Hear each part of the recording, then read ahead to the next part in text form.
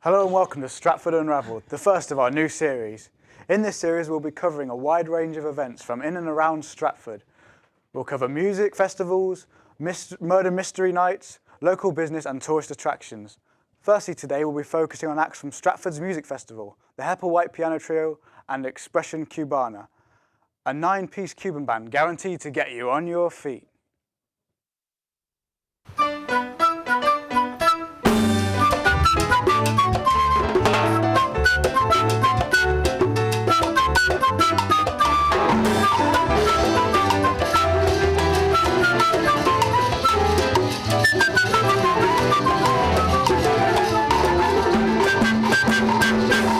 We always try to create a bit more of some influences of jazz, incorporate, we mix the jazz into the traditional Cuban music.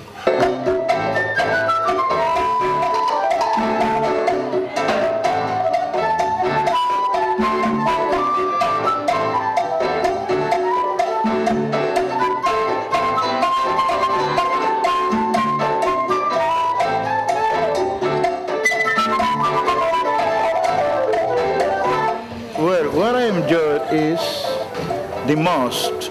I am bored watching my band playing every time. So what I enjoy is watching other people dancing my music. What I am playing. So that is the most important. When I don't see anybody dancing, I am really pissed off.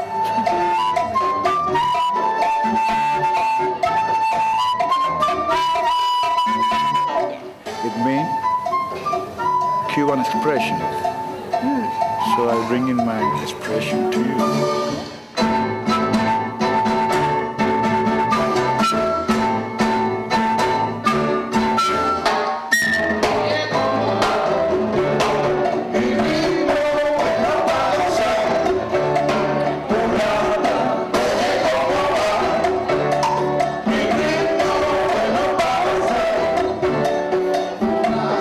Whenever I see everybody going for it, it makes me feel that I want to play more and more, and I want to keep writing and do experimenting and do other things.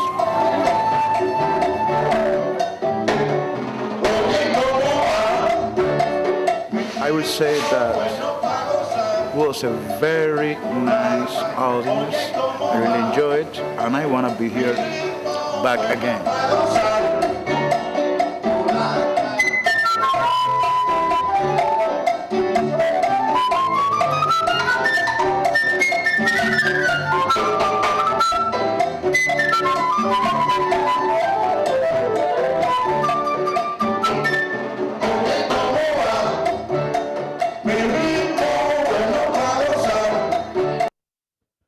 We're here now with Gary, who attended the Cuban night. How you doing, Marco? You all right, mate? Sound. Right, would you say you enjoyed the night overall? I had a great night, good atmosphere, kids, adults, everyone was there. I even had a little dance myself. Oh, did you? Do you care to show us some of your moves? I don't mind at all. Oh, very nice, very nice. So did any of the other audience members get their boogie on, and were they as good as you? They were all dancing, but I'm afraid none were as good as me, of course. Oh. Right, now, on to the Hepple White Piano Trio, another act from Stratford Music Festival.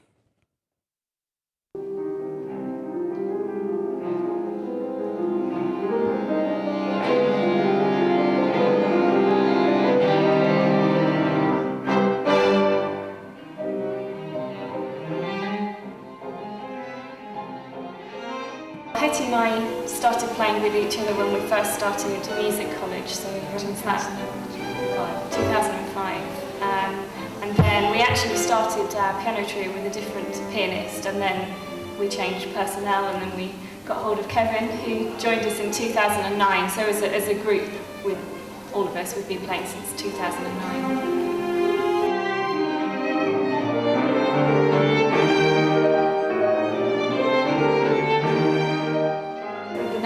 From Amy's violin is made by Carl Hepplewhite, who's a maker.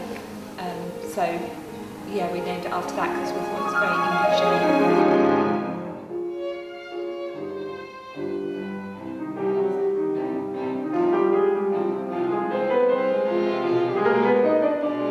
When you first start off, you take any work that you can get, and when people are talking over you, it kind of it doesn't make you feel very good, does it, about what you're doing? You're trying to make music and make something of it, and it's just getting lost.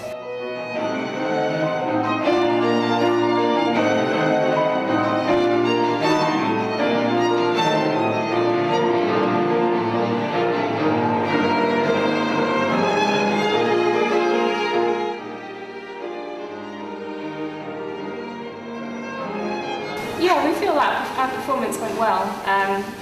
When we get good feedback, we always kind of feel buoyed up by it, and I think we respond well to that. I mean, I don't think we've had a performance where people have said we haven't played well. They probably just go home and don't say anything to us. But the more the audience are enjoying it, especially during the performance, the more people smile and are obviously enjoying it, the better it makes us play. We feed off that. It's very much a two-way thing, so it makes us feel good. But I think it was okay. Hopefully.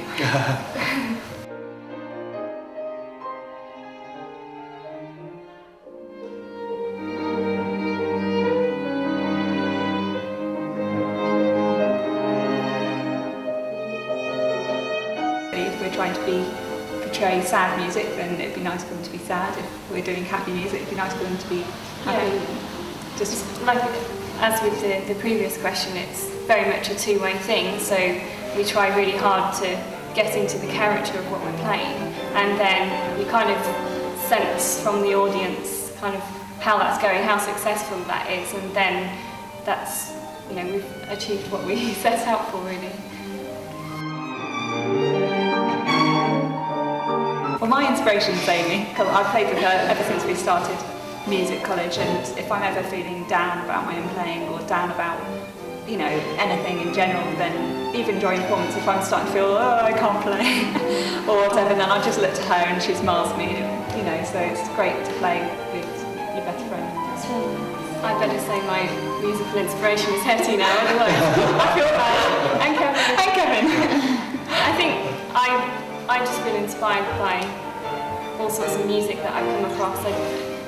For me, it's not a specific, it's just my whole experience of music, whatever it is, seems to inspire me.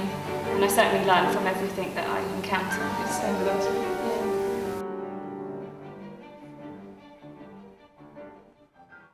Right, Gary. So from what I understand, you went to the Hepple Piano Trio, right? I did. It was a good afternoon. It was a lunchtime affair. There's plenty of old people around, listening to everything. It wasn't as vibrant as the Cuban night, but it was a relaxed afternoon. I really enjoyed it. So no moves for us from that then? I'm afraid not. I was in a ceased position the whole way through. Shame. Right, well, thank you, Gary. We'll now move on to our local theatre performances, in this case, Stratford Music Company's amateur production of Fame.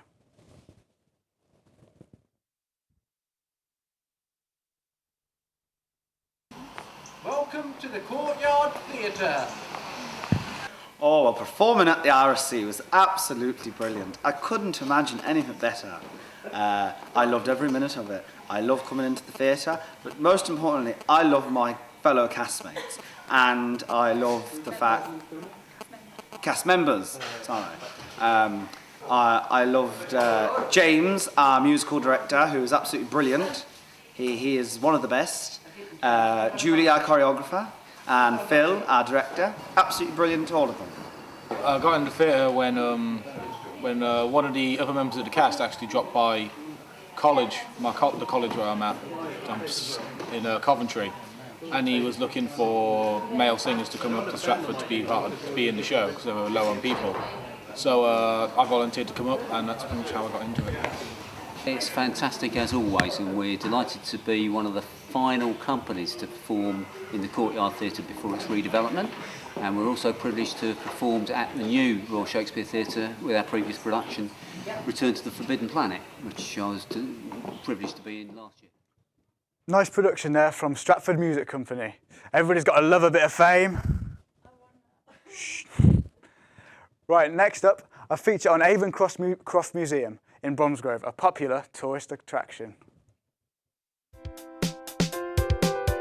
Welcome to Avoncroft, the 19-acre open-air museum which is home to over 25 historic buildings that have been restored and rebuilt.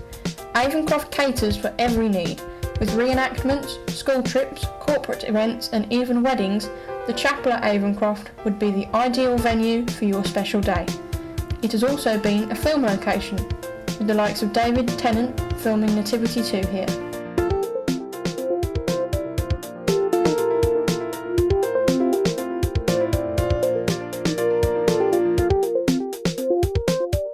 Avoncroft is a great day out for all the family. One of the first buildings is the counting house, part of the Bromsgrove Cattle Market in 1853. Just around the corner lies the museum's collection of national telephone kiosks, including the more familiar police phone box, made famous for being the TARDIS in Doctor Who.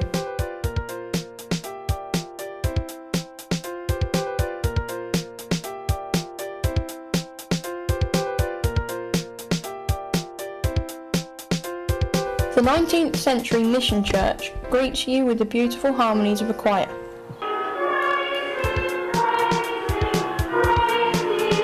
The historical atmosphere at Avoncroft continues as you can take a look inside an 18th century privy. Then wander down to the Dansey Green windmill with its stunning sails and incredible height. From inside the windmill you can look out at the surrounding countryside in all its glory. At the Edwardian tea rooms you can treat yourself to a pot of their award-winning tea. With its authentic interior design, there is even a doll's house for children to play with.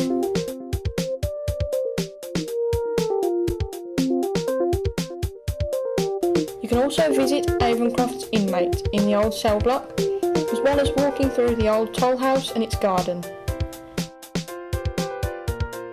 Along with the reenactments at Avoncroft, they also have many volunteers who give visitors a taste of how the historic buildings would have been used. Blacksmith Chris Hughes can often be found demonstrating in the chainmaking shop.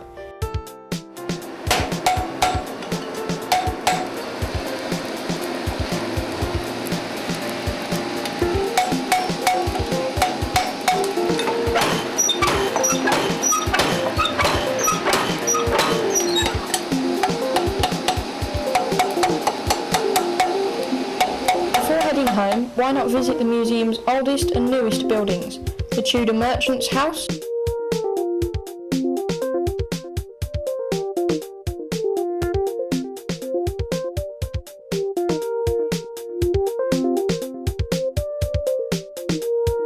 and the Prefab with its gardens and Anderson shelter. Come and visit Avoncroft and see for yourself these perfectly preserved pieces of British history.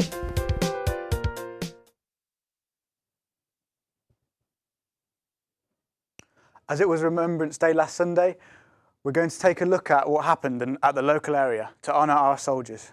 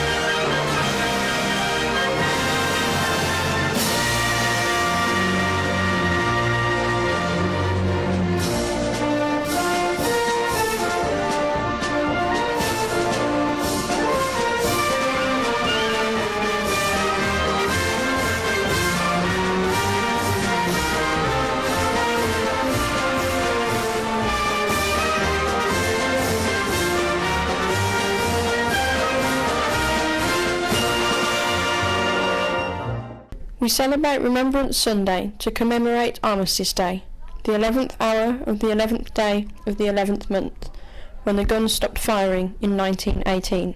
From 1918 to the current day, Remembrance Sunday gives everybody the chance to show their respect to fallen soldiers from the First, Second and preceding wars.